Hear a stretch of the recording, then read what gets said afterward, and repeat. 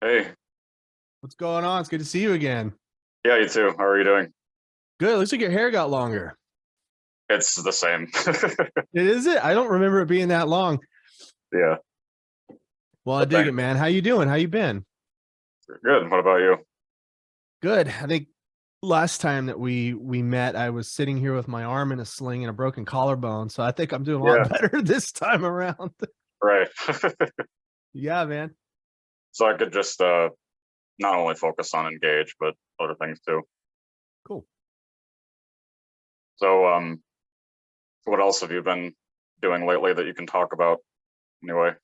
Well, the same day that Fire Emblem Engage came out and I was able to announce Griss, um, my band Resodrone that was formed to make music for Cyberpunk 2077. Oh yeah. We just released our new single, independent of the game itself. So we've kind of established ourselves as like an entity that exists outside of licensing for video games. So we're actually going to continue making that kind of cyberpunk music on our own, and the fans have been really receptive and happy to get more music. So that's been a really cool thing. hmm Do you still work with Guilty Gear too? I still work for that company Mhm. in a lot of different ways. I can't really obviously can't talk too much, but we've like for Arc System Works, I've been doing a lot of like technical stuff on the sides as well as like helping localization and all that stuff for years and years and years. So as long as they're making games, I'm probably going to be doing something on whatever they're working on. Yeah. Well, and then of course, like about a month from now is when the final Agretzko season comes out.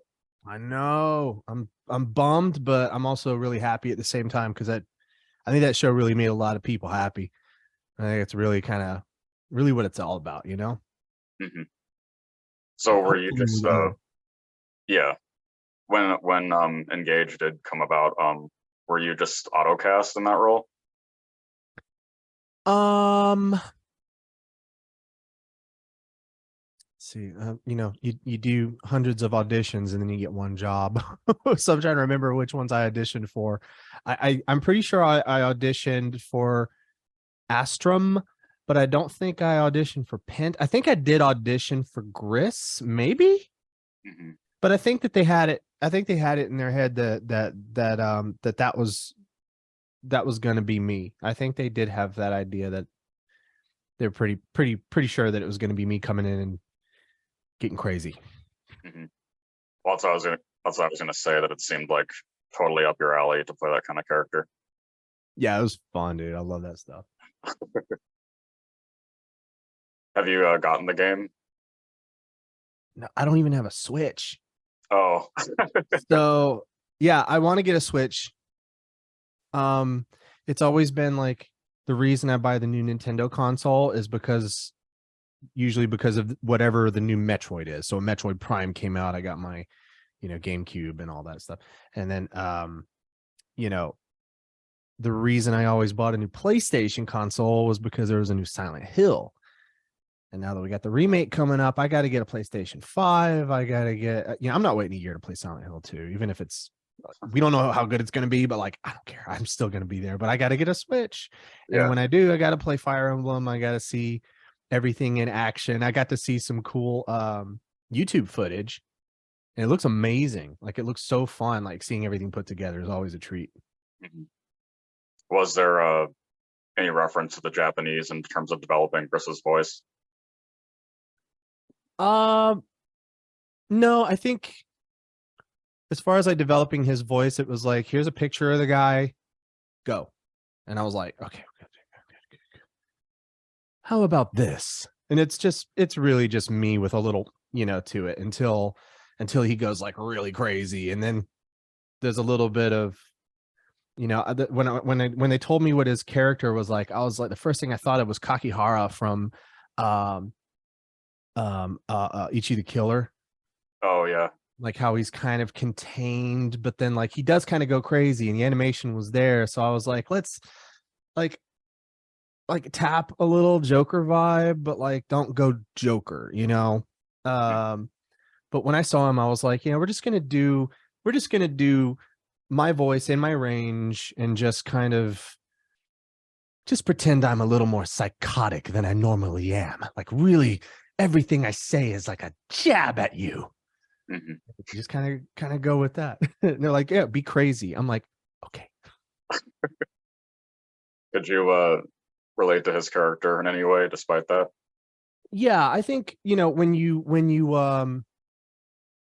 like even when you play a villain, you know, you can walk into the studio and you're saying hi to everybody and hugging everybody. It's good to see you, you know, having tea, catching up, you know, everyone's chill. But then like you get in the booth and it's like if you're playing something like that, like um you know, there's that darkness we've all got, and you could kind of dig into that and to kind of pull some of that kind of stuff.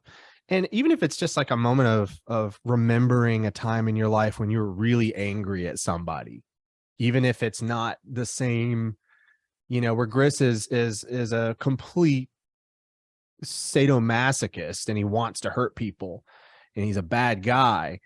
You know, you can still draw on like a time when you were just angry for good reason as a good person, you know, and still take it and put it into that kind of character in those moments and stuff. And it was um very cathartic, a lot more cathartic than, you know, playing a monster that doesn't speak words and just you know, like just eats people, you Yeah. know, to actually be a character. So it was a pretty big deal for me to play him.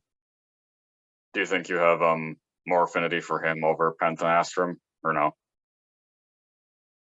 You know, I love all my boys, you know, squad, dude, you Yeah. know. I mean, to pick one of them guys, I mean, you know, Astrum and Pent are heroes, you know, and Griss is a bad guy, but like, you know, he's sympathetic, you know, I think,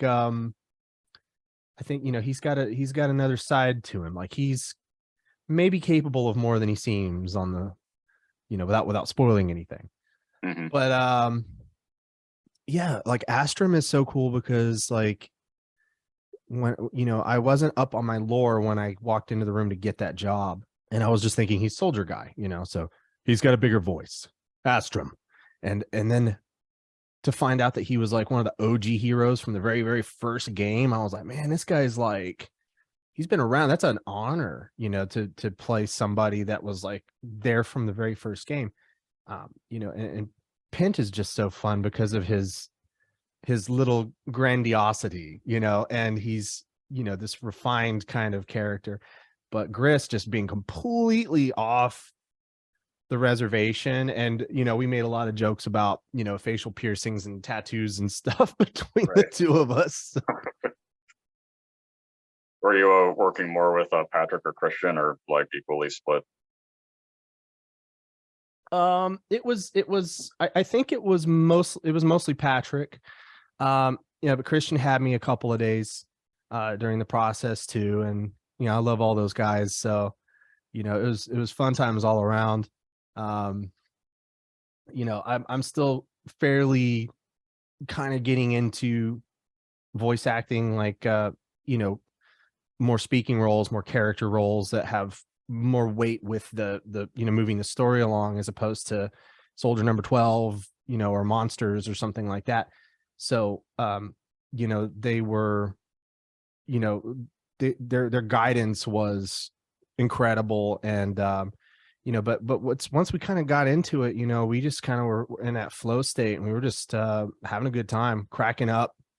um you know, I never thought that I would, you know, get the kind of reactions out of like Christian and Patrick that I was during that session. This is the first time I'm like, wow, like I love this. Like I love just doing this, like figuring out where these characters are and how to bring them to life. And you know, if I do the job properly, it's going to make the player feel something, and that's really like so much fun, and it's very gratifying.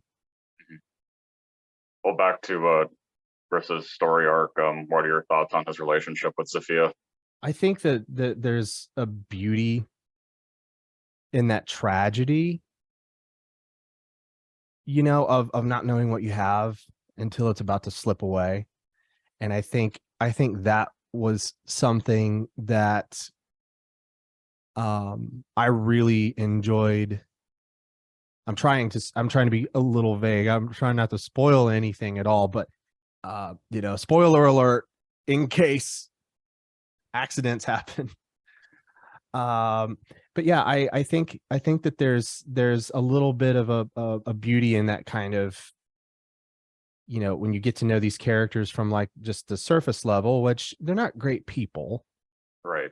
no matter which way you look at it. But when you find out that there's a human side to it, and when you find out what their motivations are, and that the motivations for doing what they do is something that they've been holding in their hands the whole time. And then, oh yeah, I actually already had what I was looking for. And I think there was definitely, like, in the booth when we were working out some of those scenes, where I kind of was in a place in my own personal life that I felt like I was kind of working through something along those lines as well. And I completely pulled um from my situation in reality, to try to bring those moments to life with a little more gravity, in those situations, because when he was just fighting people, and I'm getting slammed in the face by Josh Petersdorf, and then going, oh yeah, that's the stuff. Like, that's a complete 180 from that. And then, like, what you find out about him, when he starts to actually say, oh, I'm actually still human underneath all this. I have feelings, and this is what my feelings are. By the way, this pain is exquisite. I know there are a lot of people, and myself included, that hope that there's some kind of DLC where he can become an ally. Yeah, me too. I would totally come back and do that. Hmm. That would be fun to try to voice him as an ally. Because, like, he'd be on the hero squad, but then, like, what would you do? He's still walking around like, pain is that way. Let's go. Like, he's still gonna be psychotic. I don't know. Is he? Yeah. Maybe he's calmed down.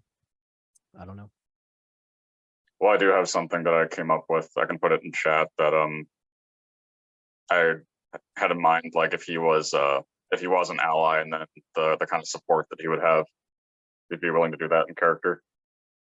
Let me see what see what chat is. Okay. All right. I see where you're going. Huh. Never thought I could find happiness from something other than physical pain.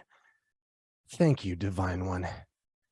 You brought out a side of me only Zephyr caught glimpse of. Yeah, I think that'd be really awesome if that ever ended up happening.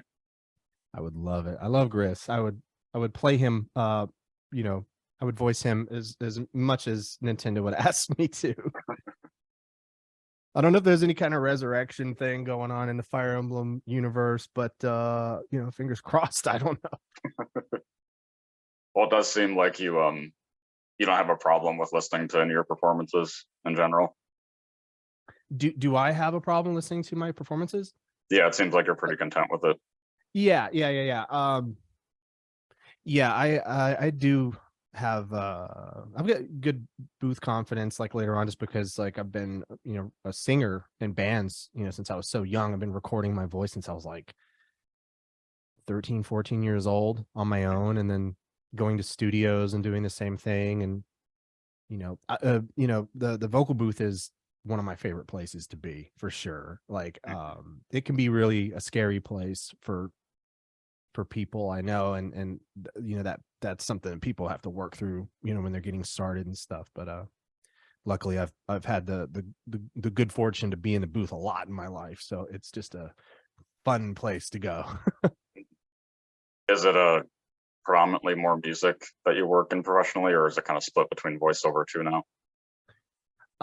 It's always been more music, but since my last couple of voice roles, and particularly Grisk.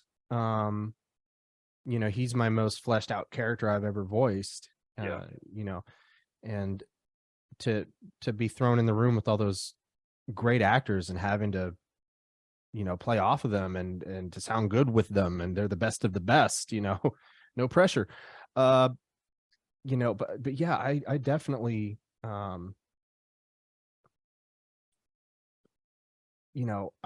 just kind of love being a part of like another Nintendo game, after doing like the sound, for doing the singing and stuff. I did the previous song, what was it called? Writhe. Mm-hmm. Yeah, Writhe. It was Leaf. I'm not sure how Yeah, to Leaf. pronounce his name. Yeah, Leaf. And then to come back and do all that stuff, it's, dude, like, you better believe that when the game came out, I was on YouTube like digging for gameplay footage to see like how the scenes came together. I wanted to see everything put together. It's so cool. Yeah. Well, yeah, for me personally, when I saw all the new cast members, or the new characters that were original to Engage, it was the ones I was most excited to hear who they were voiced by in English were Griss and then Rosado, who is like the really cute boy, like, well, looks like a girl but boy character. So it was both of you guys that I was most excited to see. Yeah, that's some really cool character designs in this one. Mm-hmm.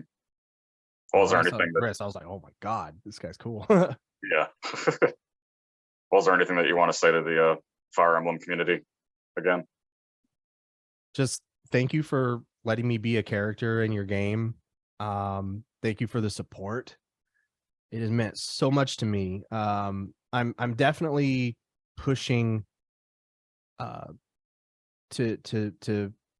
further my voiceover career, because I really feel like voicing Griss and seeing everyone happy with the character and enjoying the game, it was the best part of the whole process, is just watching how much everyone was enjoying it. And I really, really hope that I get to do more stuff like that and get to try to make more things that everyone will enjoy. So again, thank you for letting me be a part of your community. Well, thank you. I'm glad that we got to talk again. Yeah, you too, man. It's good to see you. Yeah, have a good rest of your day. You too. Later.